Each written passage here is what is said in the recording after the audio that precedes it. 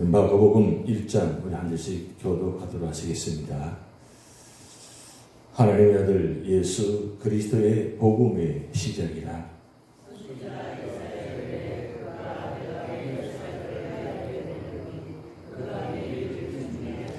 광야에 외치는 자의 소리가 있어 이르되 너희는 주의 길을 준비하라. 그의 오실 길을 곧게 하라. 기록한 것과 같이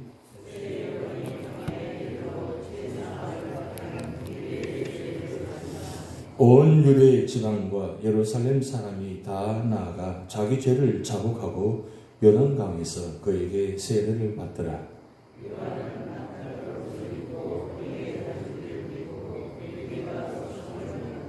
그가 전파에 이르되 나보다 능력 많으신 이가 내 뒤에 오시나니 나는 굽히어 그의 신발끈을 풀기도 감당하지 못하겠노라.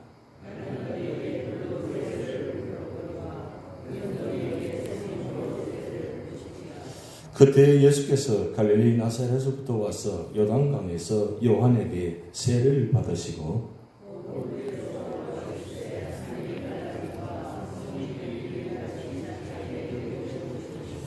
하늘로부터 소리가 나기를 너는 내 사랑하는 아들이라 내가 너를 기뻐하노라 하시니라. 광야에서 40일을 계시면서 사탄에게 시험을 받으시며 덜 짐승과 함께 계시니 천사들이 수종들더라.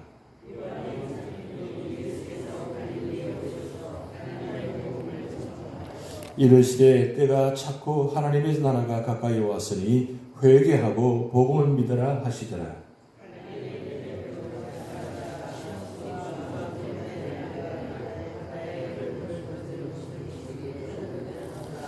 예수께서 이르시되 나를 따라오라. 내가 너희로 사람을 낚는 어부가 되게 하리라 하시니 조금 더 가시다가 세베대의 아들 야고보와 그 형제 요한을 보시니 그들도 배에 있어 그물을 깁는데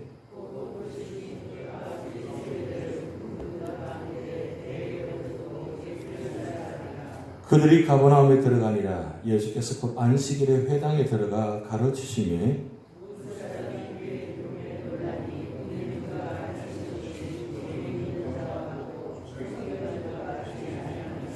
마침 그들의 회당에 더러운 귀신 들린 사람이 있어 소리 질러 이르되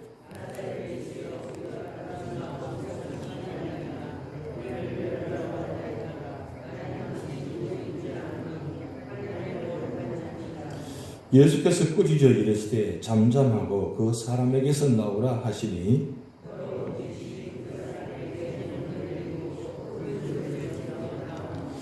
다 놀라 서로 물어 이르되 이는 어찌미냐. 권위 있는 새 교훈이로다. 더러운 귀신들에게 명한즉 순종하는도다 하더라. 회당에서 나와 곧 야고보와 요한과 함께 시몬과 안드레의 집에 들어가시니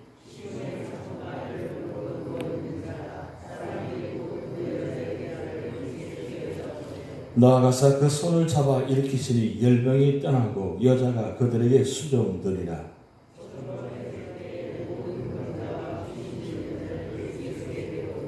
온 동네가 그 문 앞에 모였더라.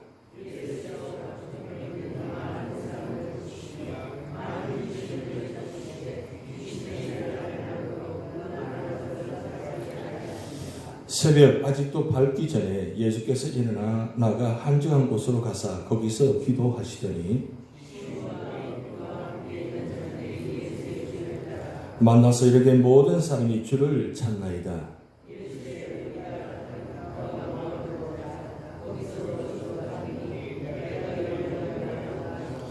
이에 온 갈릴리 다니시며 그들이 여러 회당에서 전도하시고 또 귀신들을 내쫓으시더라.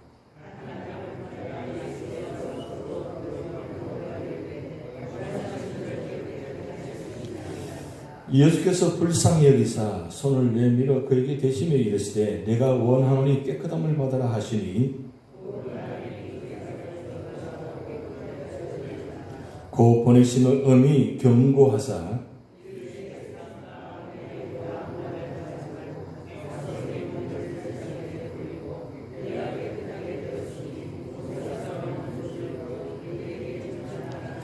합독하시겠습니다. 그러나 그 사람이 나가서 이 일을 많이 전파하여 널리 퍼지게 하니 그러므로 예수께서 다시는 드러나게 동네에 들어가지 못하시고 오직 바깥 한정한 곳에 계셨으나 사방에서 사람들이 그에게로 나아오더라.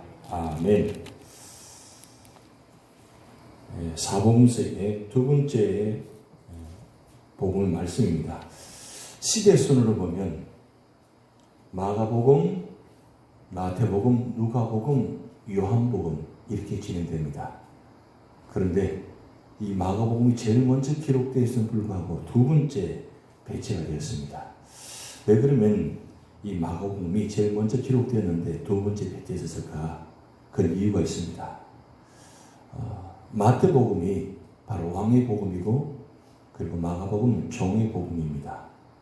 그런 관점으로 기록했기 때문에 구약과 신약을 연결시키기 때문에 가장 복음의 우선 대상은 유대인들입니다. 유대인들에게 복음의 이 구약과 신약을 연결시키려면 마가복음, 이 종의 복음이 먼저 등장해서는 안 됩니다. 그래서 마태복음 왕의 복음인데 이 마태복음 1장에 왕의 족보를 기록해 놓았습니다. 그래서 구약과 신약을 연결시키는 아주 중요한 포인트이기 때문에 마태복음을 먼저 배치하고 그 다음 마가복음, 누가복음, 그리고 요한복음 이렇게 순서되어집니다. 근데 마태, 마가, 누가, 요한복음 보면 마태복음 28장까지 기록되어 있고 마가복음 16장, 그리고 누가복음 24장, 그리고 요한복음 21장까지 기록되어 있습니다. 그런데 사복음서 중에서 가장 짧은 장이 바로 마가복음입니다. 왜 마가복음은 짧게 기록되어 있을까? 이게 좀 의문이 되죠. 기왕이면 좀 많은 복음을 기록했으면 좋을 텐데 이렇게 짧은 복음을 기록한 이유가 무엇인가? 그것은 마태복음은 유대인들 대상으로 기록한 본문이고 그리고 마가복음은 이방인 로마인들 대상으로 기록한 말씀입니다. 그런데 이 마가가 누구냐? 마가가 누구일까요? 여러분이 알고 계시는 이 마가는 어떤 인물이냐? 초대교회에 굉장히 중요한 역할을 하는 인물이죠. 우리가 일반적으로 알고 있기는 이 마가는 마가다락방의 주인공이다. 그렇게 알고 바나바의 사촌이다. 우리가 일반적으로 그 정도는 알고 있는데 이 마가가 로마의 복음 전하는데 베드로의 통역자라는 사실을 알고 계셨습니까? 이 표정을 보니까 처음 들으신 것 같은데 마가는 바나바와 함께 복음도사에도 승기를 감당했지만 베드로와 함께 로마에서 복음을 전하는데 베드로가 복음을 전할 때 이 마가는 로마에서 베드로의 말씀을 전할 때 통역자로 있었습니다. 통역자로 있으면서 이 베드로를 통해서 이 마가의 복음이 전해지고 또 복음을 전할 때 통역하면서 결국은 이 베드로가 복음 모든 전하는 내용을 그리고 마가가 듣고 통역하면서 정리해서 기록한 것이 바로 마가복음입니다. 그런데 왜 마가복음이 이렇게 본문이 짧으냐? 이런 말씀을 읽어보시면 굉장히 말씀들이 주제들이 간결합니다. 마태복음과 누가복음과 요한복음을 읽어보시면 그 주제에서 길게 설명이 되는데 마가복음은 아주 간결하게 간단하게 기록해서 넘어갑니다. 왜 그러냐면 이 로마인들은 말보다 행동을 좋아합니다. 복잡한 걸 싫어해요. 긴 말을 싫어합니다.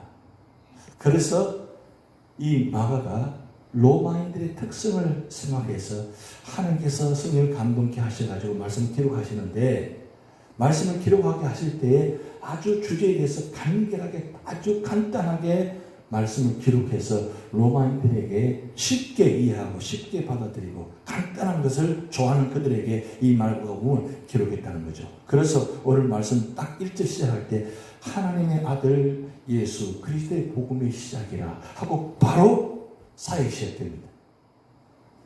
그런데 왜 그러면 예수님의 서론적인 말씀이 없느냐? 마태복음도 누가복음도 요한복음도 보면 예수님이 어떤 분인가를 서론적으로 많이 길게 기록되어 있어요. 그런데 마가복음은 서론이 없고 바로 사역이 시작됩니다. 왜 그러면 그렇게 관점을 기록했을까요? 그것은 종은 서론이 없다는 겁니다. 예수님께서 종으로 섬김받아 오셨다고 했는데 여기 보면 우리가 이 마가복음은 주제 요절이 10장 45절이에요. 10장 45절이 무슨 주제 말씀이냐면 인자가 온 것은 섬김을 받으려 하심이 아니요 도리어 섬기려 하고 자기 목숨을 많은 사람의 대속물로 주려 함이니라. 이게 바로 종의 모습입니다. 예수님은 하나님의 종으로 오셨고 그리고 사람의 종으로 섬기러 오셨다는 겁니다. 그러면 종이 무슨 족보가 있고 종이 서론이 많으면 말이 안 되잖아요. 그래서 마가복음을 기록할 때 서론적인 모습은 다 생략해버리고 딱 1절에 이분이 어떤 분이냐, 바로 하나님의 예수 그리스도신데 이분은 철저하게 누굴 섬기러 왔느냐, 오늘을 구원하기 위해서 모든 사람을 섬기러 왔다는 말씀을 기록하기 위해서 아예 사역부터 시작했다는 거예요. 종은 말보다도 행동이 앞선다는 거죠. 종은 말이 없습니다. 행동하는 겁니다. 종은 생각이 있는 것이 아닙니다. 주인이 생각대로 하는 것이 종의 모습이에요.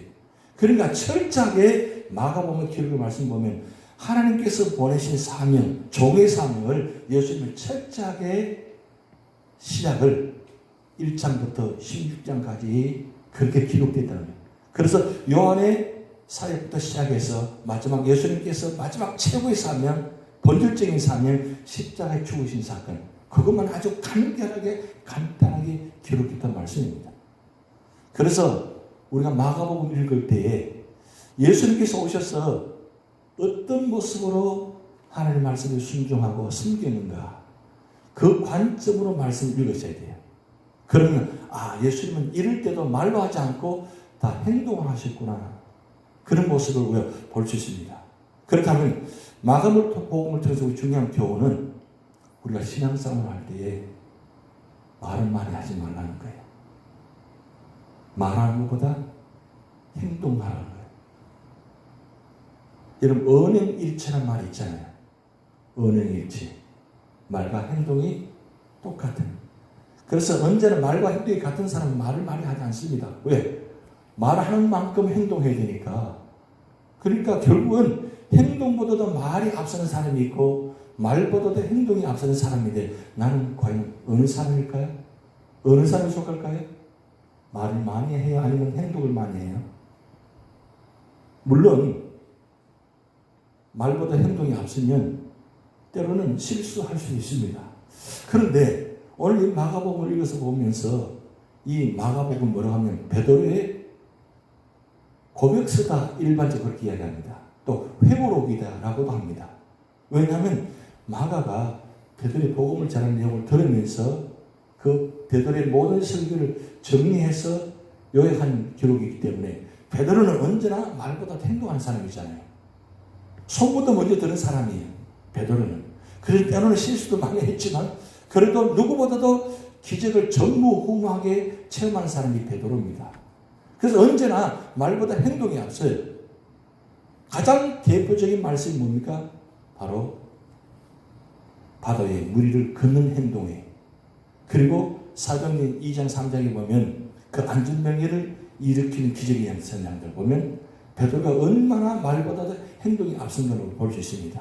근데 중요한 건 이 베드로의 설교를 통해서 마가가 은혜를 받고 마가가 그 은혜를 받음을 통해서 말씀을 기록했는데 마태, 마가, 누가, 요한 이 사복음서에 예수님의 제자는 마태와 요한밖에 없어요.